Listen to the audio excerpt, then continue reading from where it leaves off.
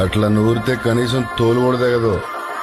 మంచి నూరి నరకాల ఎముకలు తెగాల.